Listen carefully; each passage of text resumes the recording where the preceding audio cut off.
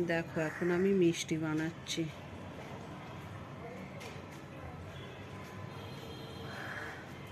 আর এটা পাতার শেপ দেব।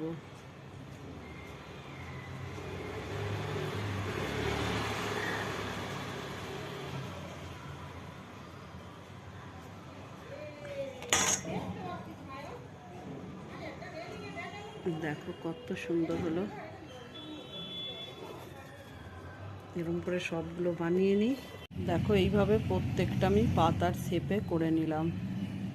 দেখো কি সুন্দর লাগছে।